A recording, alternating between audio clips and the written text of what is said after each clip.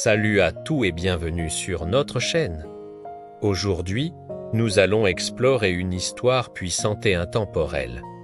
Une rencontre qui nous pousse à réfléchir sur ce qui compte vraiment dans nos vies. C'est l'histoire du jeune homme riche et de sa conversation avec Jésus. Imaginez la scène, Jésus, entouré d'une foule attentive, enseigne avec sagesse et compassion. C'est dans ce contexte qu'un jeune homme, visiblement prospère et influent, s'avance avec une question qui brûle au fond de son cœur. Ce jeune homme s'approche de Jésus, non pas avec arrogance, mais avec une sincérité palpable. Il se met à genoux, un geste de profond respect, et lui demande « Bon maître, que dois-je faire pour hériter de la vie éternelle ?» Cette question n'est pas banale. Elle révèle une quête spirituelle, un désir de trouver un sens au-delà des richesses et du statut social. Il ne cherche pas à piéger Jésus, mais à trouver une véritable direction pour son âme. Il sent qu'il lui manque quelque chose d'essentiel. Malgré tout ce qu'il possède déjà, la réponse de Jésus va le surprendre et nous interpeller tout, encore aujourd'hui. Jésus commence par lui répondre avec douceur « Pourquoi m'appelles-tu bon ? Personne n'est bon, sinon Dieu seul. » Il recentre immédiatement le débat sur Dieu. Ensuite, il lui rappelle les commandements fondamentaux. Tu ne commettras point d'adultère. Tu ne tueras point, tu ne déroberas point, tu ne porteras point de faux témoignages. Honore ton père et ta mère. Ces lois sont le socle de la vie morale et sociale. Le jeune homme, confiant, répond avec assurance « Maître. J'ai observé toutes ces choses dès ma jeunesse, il est un bon citoyen, un homme pieux selon les standards de l'époque.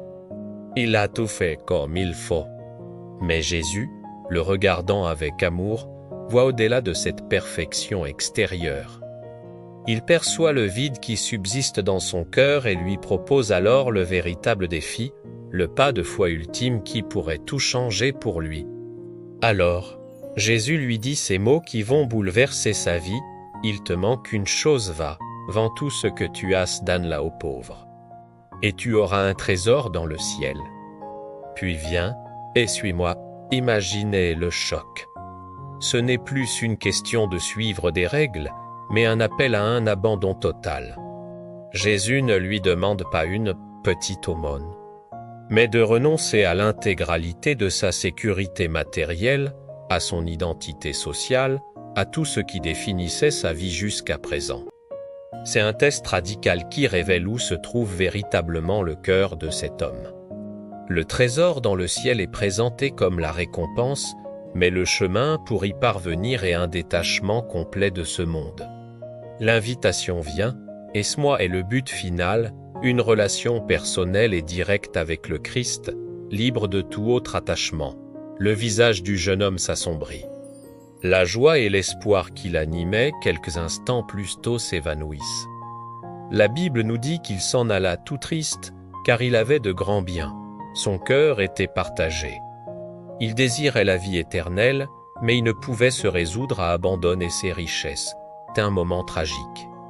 Il passe à côté de l'appel de sa vie, non pas par méchanceté, mais parce que son attachement à ses possessions était plus fort que son désir de suivre Jésus sans réserve.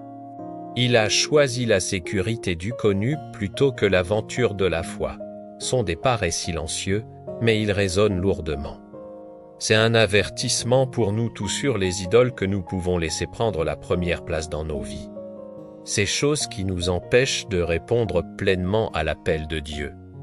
Après le départ du jeune homme, Jésus se tourne vers ses disciples, qui ont observé toute la scène, probablement stupéfaits. Il leur dit alors cette parole célèbre et souvent mal comprise, qu'il est difficile à ceux qui ont des richesses d'entrer dans le royaume de Dieu. Les disciples sont choqués. À cette époque, la richesse était souvent vue comme une bénédiction de Dieu, un signe de sa faveur. Ils demandent alors « Mais qui donc peut être sauvé ?» La réponse de Jésus est cruciale. Ce qui est impossible aux hommes est possible à Dieu. Il utilise ensuite l'image saisissante du chameau et du chat d'une aiguille, expliquant qu'il est plus facile pour un chameau de passer par le trou d'une aiguille que pour un riche d'entrer dans le royaume de Dieu. Cette hyperbole souligne une impossibilité humaine, mettant en lumière que le salut ne dépend pas de nos efforts ou de notre droiture, mais entièrement de la grâce de Dieu. Alors, quelle est la morale de cette histoire pour nous, aujourd'hui? Elle nous enseigne que le plus grand obstacle à notre vie spirituelle n'est pas forcément le péché évident, mais ce à quoi nous sommes le plus attachés. Pour ce jeune homme, c'était sa richesse. Pour nous, cela peut être notre carrière, notre réputation, notre confort, ou même nos relations. Tout ce qui prend la place de Dieu dans notre cœur devient une idole qui nous empêche de le suivre librement. L'histoire ne dit pas que l'argent est mauvais en soi, mais que l'amour de l'argent et l'attachement aux biens matériels peuvent nous détourner de notre véritable trésor, qui est en Christ. Cela nous invite à un examen de conscience honnête. Qu'est-ce qui m'empêche de dire oui sans réserve à Dieu? En conclusion, l'histoire du jeune homme riche est un appel radical à placer Jésus au dessus de tout. Ce n'est pas seulement une question de donner une partie de notre temps ou de notre argent, mais de lui offrir notre cœur tout entier. Suivre le Christ, c'est accepter de perdre ce que le monde estime pour gagner ce qui a une valeur éternelle. C'est un chemin de confiance, d'abandon et de liberté. L'invitation de Jésus est toujours d'actualité. Viens et suis-moi. Saurons-nous y répondre avec plus de courage que ce jeune homme? Saurons-nous choisir le trésor dans le ciel plutôt que les trésors de la terre? C'est la question que cette histoire nous laisse. Merci d'avoir regardé cette vidéo.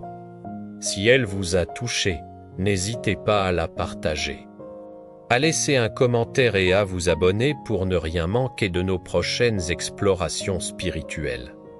À très bientôt.